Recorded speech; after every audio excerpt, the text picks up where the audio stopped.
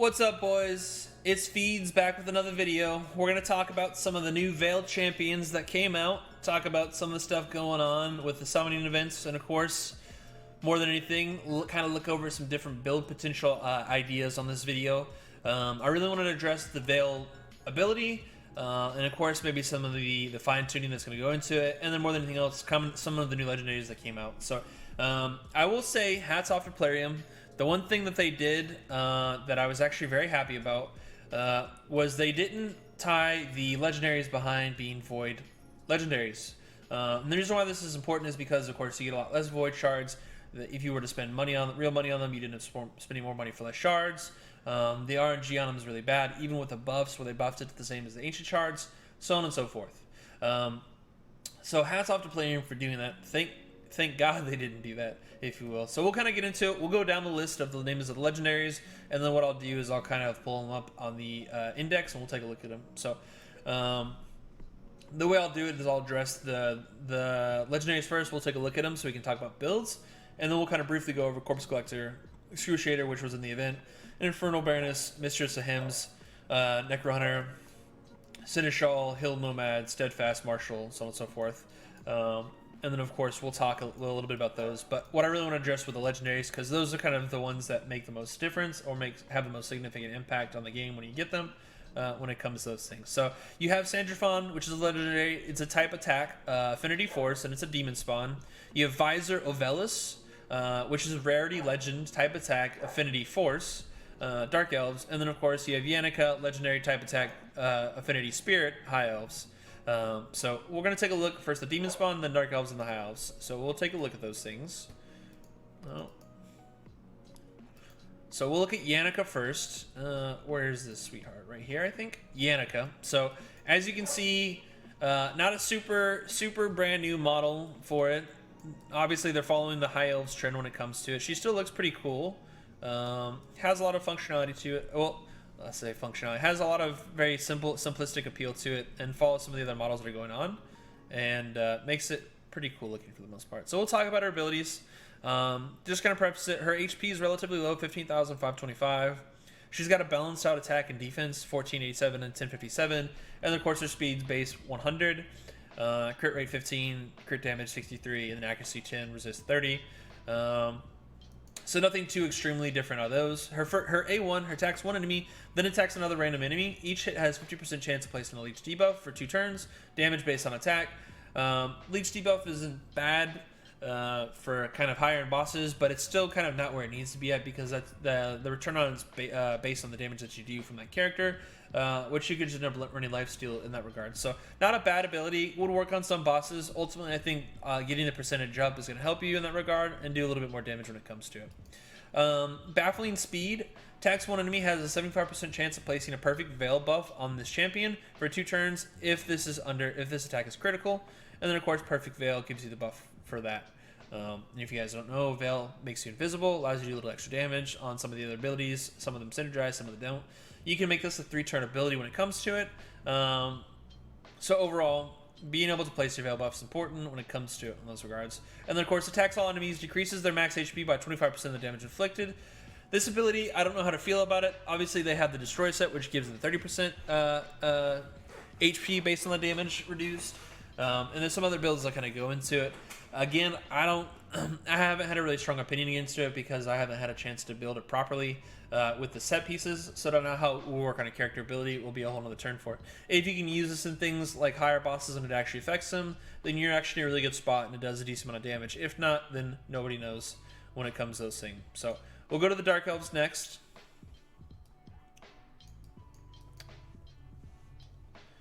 And this guy he's like a more colorful version of Foley. His swords are bigger than Foley. He's got, of course, the sheaths in the back when it comes to it. So he looks pretty cool. He's like a Dark Elf Ninja Golden Boy. So his abilities: attacks one enemy 3 times. Each hit has a 35% chance of increasing the duration of all debuffs by 1 turn. This is really good for if you run with like a Netheril build. This is similar to using the Warlord setup, to where you can do the extra buffs, and then effectively what you do is you use that epic that consumes all the damage over time abilities in 1 turn. The reason why that's really good is you can effectively hit for 1 to 2 million damage on a clan boss by doing this. So that's actually a really strong ability overall. And of course, you can get it up to, it looks like 50% chance of doing that. So attacking 3 times, there's a strong possibility you're getting a proc when it comes to those things. His A2, Master of Misery, attacks one enemy 2 times. Each hit has a 50% chance of placing a block buffs, debuff, a 50% chance a decreased attack debuff, and a 100% chance heal reduction debuff for 2 turns. And then of course you can get your debuff chance up to it looks like 75% chance and 75% chance, so an 125% chance, which I'm assuming helps with resistance, stuff like that. So overall, this is a really strong ability. 3 debuffs makes it very strong: block buffs, heal reduction, and decreased attack. I would use this probably on clan boss in addition to some other stuff. So he's very viable for clan boss. He's very viable for any of your dungeons. Makes him very capable for spider. Makes him very capable for any of your healing abilities. And then of course in arena, this is very good against running maybe very stacked builds or something like that, or ones who run with high buffs when it comes to those things. And it's 4 turns. And then of course, Visor of Poisons attacks one enemy, applies a debuff spread effect, taking 2 random debuffs from the target and placing them on all enemies. This is actually really strong. If you were to run like an HP burn build on a spider, if you were to run like an HP burn on arena, this makes it very cool for it. And then of course, places a perfect veil buff on the champion for 3 turns if the target is under 2 or more debuffs. So effectively, long as you run with a debuff group, if you run with a Bad Alcazar, run with a Prince Kaimar, if you ran with a Netheril, there's a lot of different ones that you can go to. Of course, if you ran with Kale or some of the lower poisoners, you would effectively be in a good spot for it when it comes to those things. So this is actually really strong. Visor Ovelis, I think, is probably one of the strongest legendaries to come out so far. And then, of course, Unseen Assassin places a perfect veil buff on the champion for 2 turns at the start of each round. So when you come out of perfect veil, if you were to do an ability, you go back into it with your A3, which makes it very convenient. His damage, his attacks about the same with his defense as the last legendary we looked at. His HP is a little bit higher. He has a higher base speed, and then of course he gets no accuracy that goes into it. So there are some trade-offs when you give up that. They do the same point evaluation for all those things. I feel like accuracy is a really strong thing, especially for what his abilities do when it comes to those things. And then of course his aura increases ally attack in dungeons by 34%. So he's very viable in a lot of different areas. More than anything else, he would be viable for your clan boss. He'd be viable for your dungeons. If you run with him as a leader, you get the 34% increased attack, which makes him very, very strong for that as a party member. If you don't run with like a crit or speed run when it comes to those things, when it goes to those things. So Visor of Valis is probably one of my favorites. It would be really cool to get him. Him being a force hero makes him very viable against a lot of things. However, when you have to go against spirit, specifically spirit things, you're in kind of a funny spot that goes to it. And then of course, last but not least, the demon spawn. Where's the picture? Oh yeah. So Kandrafon looks pretty freaking cool. He's like a Baraka from Mortal Kombat kind of deal. I think he's got some of the coolest setup and design. He definitely falls in the category of demon spawn. I feel like the demon spawns are one of the ones that they try hardest on for styling and art, just because of what they do. This styling is very cool. I think it's very awesome to kind of feel, and since he's a forced hero, kind of feels into that class fantasy a little bit. So his A1 attacks one enemy, places an extra hit if the target is under an increased attack buff. So if you fight against clan boss, you don't have a buff remover. If you fight against an arena, gives you extra swing on it. So this one's kind of okay. I think it's kind of dumb that you would need someone to be buffed if they have it. But of course, the ability is called Punish Hubris, which means you're just punishing their pride anyways. So that kind of makes sense. So this is good to run against any buff team or arena that you're talking about when it comes to it. His A2, Butcher's Glee, attacks all enemies, grants an extra turn and resets the cooldown on the hunt skill if this attack kills an enemy. Damage based on attack. So this would be great for arena. Be good for any of your wave clear through campaigns, which makes them pretty viable for that stuff. And then of course makes it pretty convenient overall if you happen to do like a crit damage build with them when it comes to those things. When you're looking at that. So on the hunt, places a perfect veil buff and a 50% increased attack buff on this champion for 2 turns, which makes it very convenient overall. So when you reset the cooldown of it whenever you kill something with your A2, you reset your A3, which is very cool. So as long as you're killing things in a good spot, this is where crit damage, ignore defense build will come really handy for this type of character. As you can see, he has the highest HP of the 3 legendaries, has the highest attack, some of the lowest speed, but he still gets 10%. He still gets his 10 accuracy as well. And then of course his A4 from the shadows, damage increased by 40% while attacking under a veil buff or perfect veil buff. So what this means, effectively, you're getting a 40% increased damage increase while you're in the veil. So effectively, what you do is you go into the veil buff. You'd use your Butcher's Glee, obviously with crit damage. And let's just say theoretically you hit someone for 40 to 50k in arena, you could effectively reset it and wipe out everyone when it comes to those things just by staying in the veil area. So very strong build. Sandafon, I think, has the highest kill potential. When it comes to it, I don't think he's the best of the three for viability, but he definitely has his fit, and he'll definitely be geared towards a lot of the arena stuff that kind of goes into it. So kind of touching back onto it, we're going to look at some of the other heroes that came out. So you're gonna have Corpse Collector, Excruciator, which came out in the event, so we're not gonna necessarily cover her. So far, no one's really had any positive feedback on her. I didn't get her because I didn't finish the event because I thought it was kind of stupid to do that much for the event. So we're not gonna worry too much about her because a lot of people have already covered her. Infernal Baroness, Mistress of Hymns, Necro Hunter, and Seneschal. We'll go by it. So we'll go. It'll be Bannerlords, Knights Revenant, Sacred Order, Demon Spawn, and then Undead Hordes. So we're going to go with Bannerlords first. And it's this bad boy, Seneschal. So, as you can see, they didn't really change the platform for him. They just made a Lugan. Lugan, basically.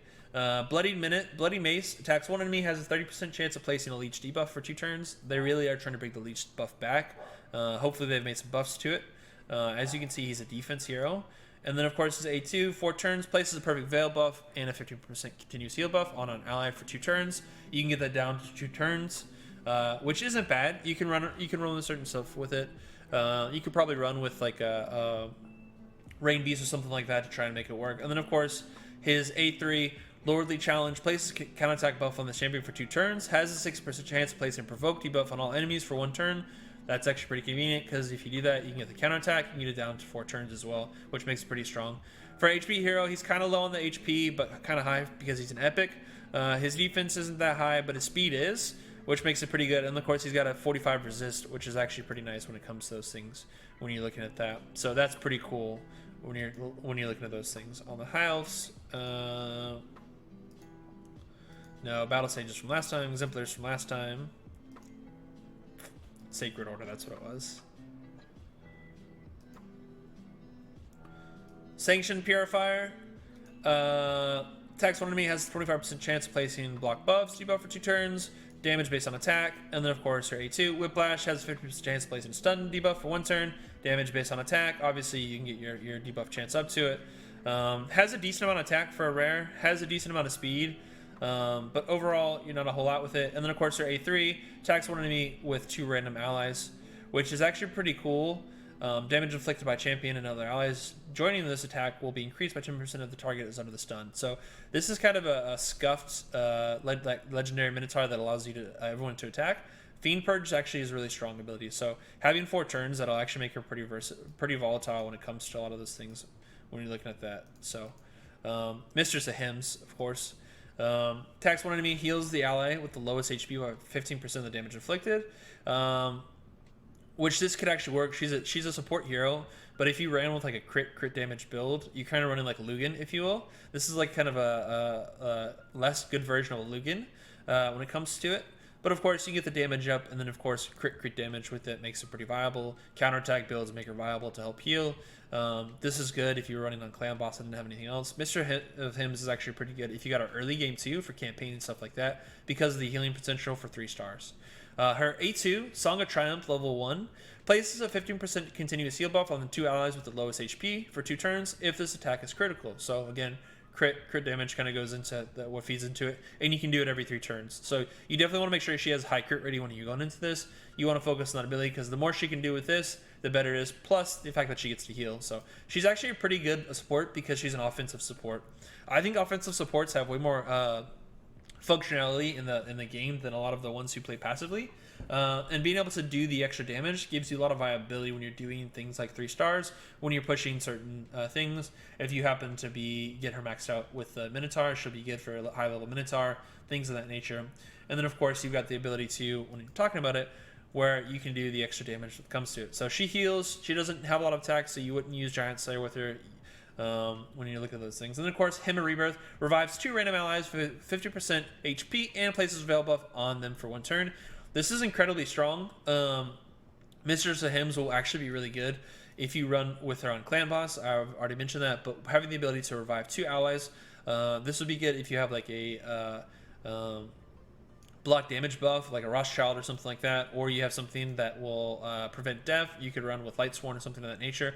And of course, she's a Spirit Affinity, which Spirit Affinity is probably one of the strongest affinities have, because you fight a lot of Force Affinities through campaign and through the regular stuff that comes to it. So there's a lot of functionality with it. And then, of course, her aura increases ally defense in battles for 25%. So Mistress of Hymns is actually really cool. I think she's a phenomenal hero.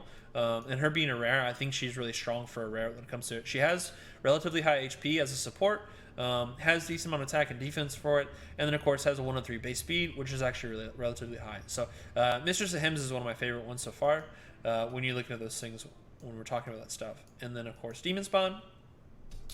I think it was this one. Infernal Baroness. Her A1 is Life Siphon. Attacks all enemies, heals the ally with the lowest HP by 5% of the damage inflicted. This is actually pretty good. This is like a better version of Zana's A1 when it comes to those things, because you constantly get attacked, so you run counterattack build. It heals them for it. You could potentially run a curing set on this. I don't think it would necessarily improve it that much, but ultimately it would be a different build that you could run with it when you go into those things. Clinging Dark. Attacks all enemies, has a 50% chance of placing a 50% decreased attack debuff on all enemies for 2 turns. This is good for things like Clan Boss, good for Arena and some other options when it comes to those things. She would be probably a good ability to run with Nizana, actually, when you're looking at that. And then, of course, her A3, Disappear, places a perfect Veil buff on an ally for 3 turns. You can get this down to 4 turns, which isn't bad. Like I said, ultimately you would want to run her probably with a damage output, so running a high defense build with her so she gets that extra damage, or you can run full attack and try and maximize what you could out of her actual abilities instead of going that. She has a decent amount of defense, not a very good attack, okay HP for her being a defense character, and then of course her resist with no accuracy. So overall she's not bad. I wouldn't give her a super high rating until I had a chance to build her into more stuff, but she does have some kill potential with the heal, provided you can get her to attack as often as possible when you're looking at those things when it comes to it. And Undead Hordes, let's see, it was this one, right? Corpse Collector. So Corpse Collector has a pretty similar skin to some of the other stuff. Obviously she's a female version of it, the gender bender if you will. Her A1, Insidious Parasite, attacks 1 enemy, has a 40% chance of placing a leech debuff. Again, they're coming back with the leech debuffs. When it comes to it, that's not too bad. Leech isn't bad if you have nothing else.